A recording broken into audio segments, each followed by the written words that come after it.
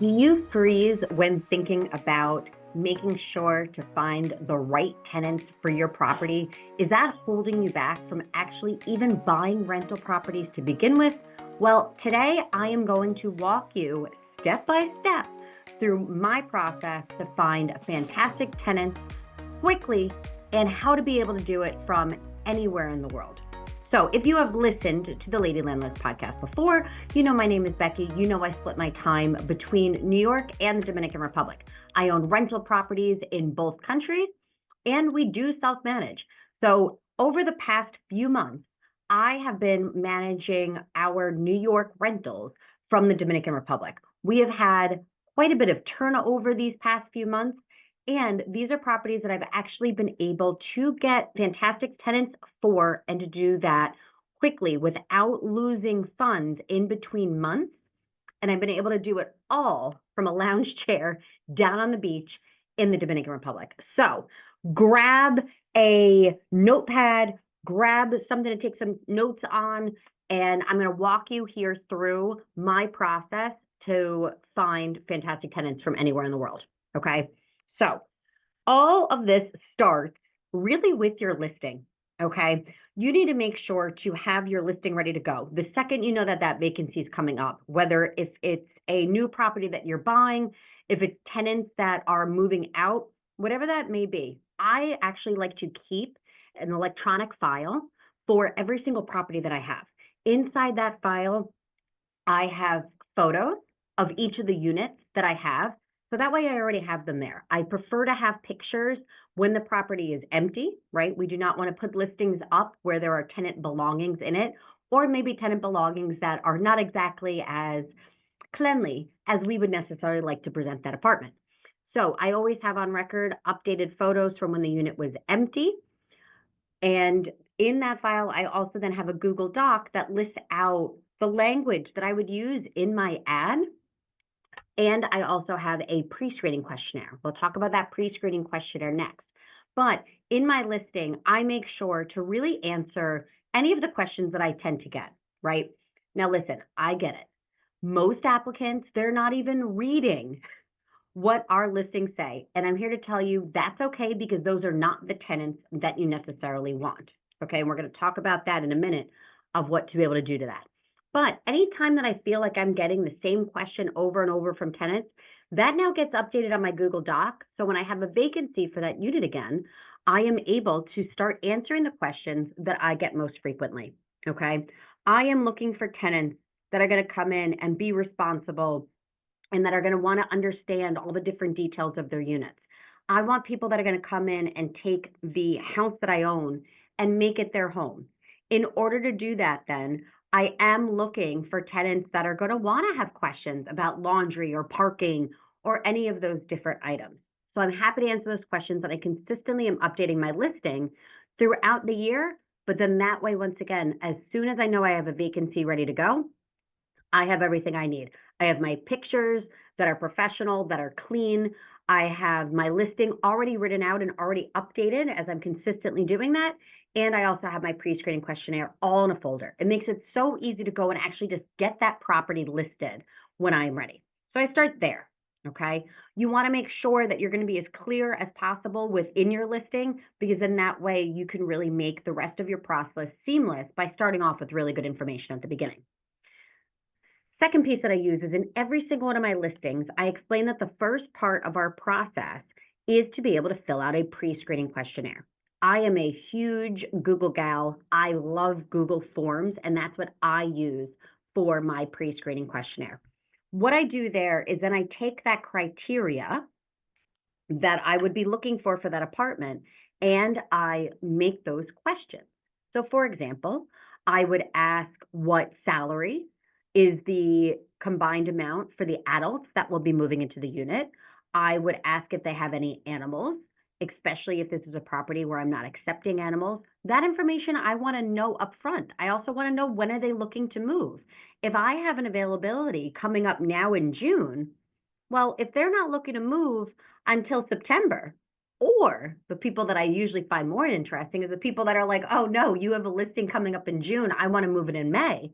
I want to make sure that they are actually qualified. I want to make sure that they are people that I would be able to move in. If somebody is looking to move at the end of April and my unit is not available until June, well, that's not going to work. I can have that conversation with them, but I'm not going to schedule a showing for somebody that I know is not going to work. Also, since most of my properties are in New York, there's no way they are sitting for months on the market. Your market might be different.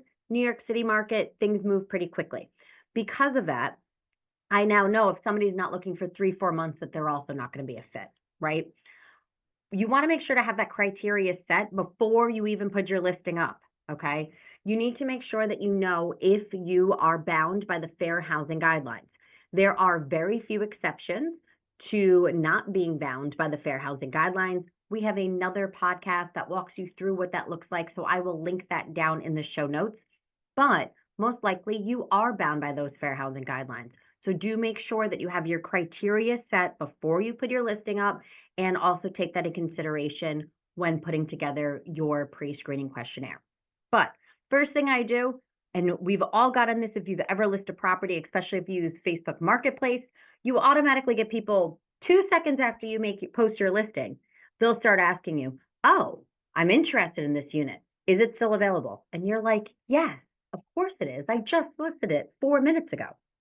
Listen, that is purely an automated response that Facebook gives potential buyers that option for. So as frustrating as it could be, don't get upset by it. Just do the same thing back, okay? What I mean by that is I respond to every single comment, whether it's Facebook Marketplace, whether it's Zillow, I respond back saying, hey, thank you for your interest. Here is the pre-screening questionnaire. And I give them the link. And then I state, if you pass the qualifications on the pre-screening questionnaire, we will reach out to schedule a showing. I do that because I don't want to have to follow up with all the people that didn't qualify. I don't want to have those conversations. Once again, I'm trying to minimize my time and maximize my life. So in that, I will actually use that as a saved reply if I'm using Zillow or any other website to be able to market my property. But on Facebook Marketplace, I can actually use a text replacement on my keyboard, whether that's on my laptop or on my phone. So that way, when I just type in a few certain letters, it automatically pops up that phrase. And I don't have to sit there and cut and paste or even type in that whole phrase of thank you for your interest. Please complete our pre-screening questionnaire. Here it is. I don't have to do any of that stuff. It really makes it so easy. Then I make sure to get notified of when those Google Forms are completed. I personally like the option that Google gives you with Google Forms to turn a Google form automatically into a Google Sheet. So that way you can see all of the responses. Now, if you're not familiar with the Google Sheet, it pretty much looks like an Excel. Here's why I love this. Once I have that Google Sheet, and now I have everybody's name and email and the answers to all of their questions, I go through and I actually categorize. I categorize with a red or a green or a yellow, okay? And I also add a feature, if you really want a pro tip here, I add a feature of a drop down to my Google Sheet. What that means is that allows me then to take a look at every single line of people that have responded, and I can categorize them. Red, they are not a fit. They do not pass my qualifications, not even reaching back out to them. Green, ooh, these people might be a fit. Let's schedule a showing with them.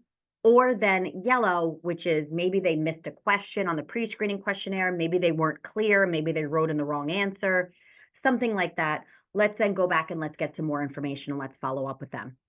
That way I can really know who I have followed up with, who is still outstanding, who do I have to schedule showing for, and who I'm just not following up with anymore.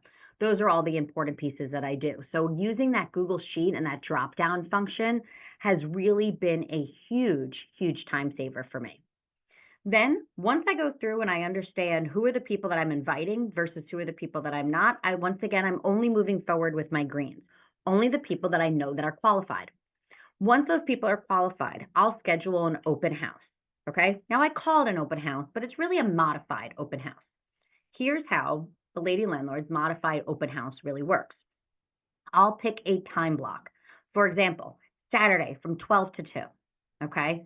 Within that time block, I schedule people with 15-minute time spans to be able to come and take a look at that property, okay?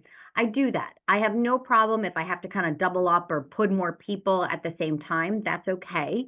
But even though I say, hey, it's open house style, we're going to be there from 12 to 2, it makes a huge difference from a psychological perspective when you tell somebody, hey, just show up in this 2 hour time span versus, hey, Carol, I'll see you at 1:15, correct? It really holds people accountable.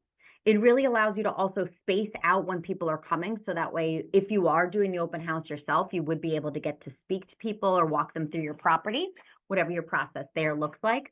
But I give people specific times there. Okay. Once I'm able to do that and I have that time, I do two things in that spot. One, I actually add them to a calendar invite. Once again, I love Google for this, but I'll send them a calendar invite so that way it'll show up on their calendar. Carol's email gets an email that says, hey, you will be meeting at this address and you'll be meeting there at 1:15 on Saturday. That automatically will send reminders to Carol and pop up on her calendar so that way she can see it. Okay. That will completely decrease what your no-show rate is. Then on the second side, I also send an email. Now, I personally love automations and things that just make my life more simple. So I will use an email service provider, or once again, Google with Gmail. You can actually schedule emails and create something called a drip campaign. A drip campaign will allow when I put Carol into my system and say, okay, on Tuesday, I'm going to send Carol an email and walk her through what the instructions are for the showing. Once I do that on Tuesday, it will then also be able to schedule 24-hour reminder to Carol, a 12-hour reminder, a 1-hour reminder. So in that way, even though it's also on her calendar, she's getting those email reminders that she has an appointment. Okay. Once again, we're trying to dramatically decrease your no-show rate and also minimize the time it takes to find a tenant. Okay. So in my instructions in my email, I remind them of the address. I remind them of the time that we committed to. I also provide the listing again there. So that way they can read through what amenities are offered, what the price is, what utilities are included. They have all the information at their fingertips. So that way, if they are not interested in that property, they're going to tell me sooner than later because they have all that information in one place. I also explain to them how they are going to contact me and let me know when they arrive at the house. Most of my properties are multifamilies, and I also don't live there. So it's not like they can just walk up and ring the doorbell and I'm going to be waiting on the inside. I have other things to do with my life. So I walk them through the process of what the instructions are when they arrive. I also explain that I will wait no more than 15 minutes. If they are late, they are to inform me beforehand. So then that way I can really work with that time and maybe reschedule them. Otherwise, I explain after 15 minutes, I will no longer be at the property and their appointment will not be rescheduled. I'm sorry, but if somebody doesn't have communication when they are trying to find a place for themselves to live, that's a big responsibility. If somebody really doesn't care about that, I don't think they're going to be a fit for the type of tenant that I'm looking for. Okay. So that is my personal rule. That is completely up to you if you want to wait longer, if you're willing to give them one reschedule, but I provide a home. If somebody is not going to follow through on looking for that home, I am not going to chase them. Me sending more emails, me calling them more times, me sending more text messages is not going to make them care if they don't already care about making sure that they have a secure place to be able to live. Okay. So that's my process there. But you might be saying, but Becky, how do you do that when you are not actually in the country, when you're on vacation, when you're away, when you just have other things to have to be able to do or want to do? In that sense, and this is actually something that I did about a month ago when I was still in the Dominican Republic and I had not one but two vacancies, is you find somebody else that can run the open house for you. Okay. There are multiple ways to do this. One, you can absolutely use a realtor. There would be a fee associated with using that realtor. So that is something that you would want to take into consideration. Also, remember that markets are very different. In some markets, it's perfectly normal for a tenant to pay that realtor fee. I'm talking New York City here. That has always been a thing. Remember, laws are changing. That's actually something even in New York City that will be changing, who pays that fee for that realtor. So do make sure to know your local laws there. But In different areas, it is very common that a tenant would be paying that fee versus other areas where that's going to be a landlord responsibility. So do consider that and do work that into your deal analysis and your cost if you plan on using a realtor to be able to market and find a tenant for you. Otherwise, after that, you're really looking for boots on the ground. That could be something as your handyman, as a neighbor that's looking to make some extra money, a family member, and you can really pay by that hourly rate. You might be saying, Becky, I have a property in an area that I don't necessarily know people there. You can still use other websites like TaskRabbit to be able to find somebody that can be your go-to person that can open the door. What I like, the process that I just walked you through, it's very easy for them to me be able to share with my boots on the ground, with the person that's going to be holding that door open and that's going to be welcoming these people and applicants to the house. I can actually include them on those calendar invites. So then that way they have that schedule. And they know that Carol will be there at 1:15, but they know Sally's coming at noon.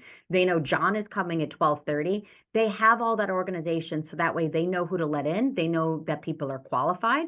And their role usually is not to answer any questions.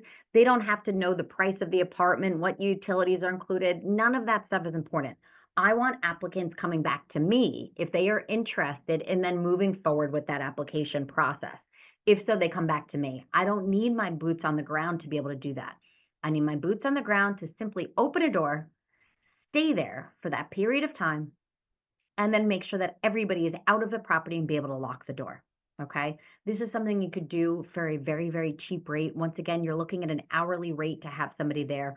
And that's if you don't have somebody that maybe owes you a favor and can be able to do that for free. Once I'm able to do that, at that point, then, once again, my drip email campaign will then send out to people asking after they're showing if they had any follow-up questions or if they wanted to move forward with the application process. We have a whole different podcast episode all about how that process works for application. So I'm going to let that episode speak for itself. But within that application process, I also do that completely electronically. So also do not need to be in the country for that. And then there's no paperwork involved. But at that point in time, then I have a increased show up rate. I have all applicants that were pre-qualified even for that showing. And then now I have an increased number of those that are actually looking to fill out that application even after the showing. And I could do that with the most time efficient way to do that, the least amount of stress, and be able to move through that process the quickest to find the best tenants. All right. Feel free if you have any questions about my process or anything else that you do in your process that you feel is helpful, share it down in the comments here. I'm sure our other lady landlords would love to hear any other tips to making sure they can find great tenants quickly. Otherwise, please do make sure you hit that subscribe button. We release new episodes of the Lady Landlords Podcast every single week. So make sure that you do not miss our next episode. And otherwise, you can find me back hanging out in the Lady Landlords Facebook community throughout the rest of the week. Have a great day. Thank you for listening to the Lady Landlords Podcast. If you're feeling stuck in your real estate investing journey, visit lady-landlords.com to book a 15-minute orientation call with me and see if you're ready to join our mentorship program. Or you can subscribe to our newsletter and join our Facebook group for exclusive real estate investing tips and offers. Invest with confidence. Become a Lady Landlord today.